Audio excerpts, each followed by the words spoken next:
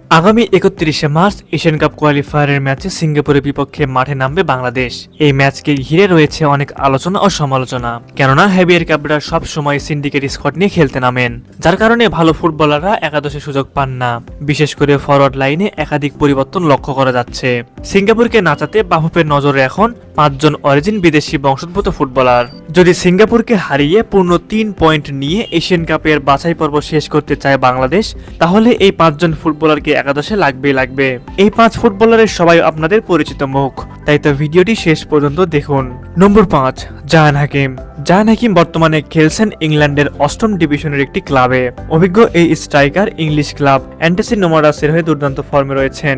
নিয়মিত গোল করে যাচ্ছেন তিনি, যা নজর কেড়েছে বাংলাদেশি ফুটবল অঙ্গনের সংশ্লিষ্টদের। তার পারফরমেন্স, ধারাবাহিকতা এবং আত্মবিশ্বাসী ফুটবল তাকে বাংলাদেশের সম্ভাব্য ভবিষ্যৎ স্কোরার হিসেবে আলাদা করে তুলে ধরছে। জায়ানের সবচেয়ে বড় শক্তি হলো তার ফিটনেস, গতি এবং দুর্দান্ত পজিশন সেন্স। সুতরাং জায়ানের পারফরমেন্স নিয়ে কারোরই কোনো সন্দেহ থাকার কথা নয়। নম্বর ৪, ফারহান আলী ওয়াহিদ। ফারহান আলী ওয়াহিদ জন্মগ্রহণ করেন ২০০৬ সালে। তার ফুটবল দীক্ষা শুরু হয় চেলসির ফুটবল একাডেমিতে, যেখান থেকে উঠে এসেছেন জন টেরি, নাথান এইকে, ডেকলান রাইসের মতো বিশ্বসেরা তারকারা। ২০১৯ সালে ফারহান ফুলহামে জয়েন করেন। তিনি মূলত একজন লেফট উইঙ্গার। এর পাশাপাশি তিনি নিজেকে রাইট উইং এবং সেন্টার ফরওয়ার্ড হিসেবে মানিয়ে নিয়েছেন। বর্তমানে তিনি খেলছেন আন্ডার-18 ইংলিশ প্রিমিয়ার লিগে। সিঙ্গাপুরকে নাচাতে অবশ্যই ফারহানের মতো ফুটবলের বিকল্প নেই। নম্বর ৩, ট্রেভর ইসলাম।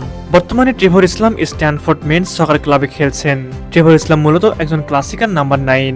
সিঙ্গাপুরকে নাচাতে হলে অবশ্যই এমন একজন ফুটবলারকে অবশ্যই ন্যাশনাল টিমে দরকার। নম্বর ২, সাইফ কেরাওয়ালা। সাইফ কেরাওয়ালা ২৭ বছর বয়সী বাংলাদেশি ফুটবলার। তিনি বাংলাদেশি বংশোদ্ভূত আমেরিকান নাগরিক। আমেরিকার ঘরোয়া ফুটবলে নিয়মিত মুখ তিনি বর্তমানে খেলছেন ইউনিভার্সিটি অব ওয়াশিংটন অ্যাথলেটিক্স নামক দলে। গোলকিপিং সমস্যার সমাধানে বাফুফে চাইলে তাকে আগামী মার্চে বাংলাদেশের হয়ে খেলাতে পারে। সবশেষ নম্বর ১, ইকরামুল ক্যাশপার হক। ইকরামুল ক্যাশপার হককে বাংলাদেশের সার্জিও রামোস হিসেবে বর্ণনা করা হয়। তিনি অনূর্ধ্ব 23 দলের ক্যাম্পে ডাক পেয়েছিলেন।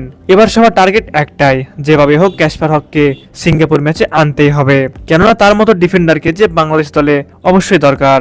আর সিঙ্গাপুরকে নাচাতে হলে অবশ্যই ক্যাশপারের ডিফেন্স খুব জরুরি। সুতরাং ইকরামুল ক্যাশপারকে অবশ্যই আগামী মার্চ মাসে জাতীয় দলে দরকার।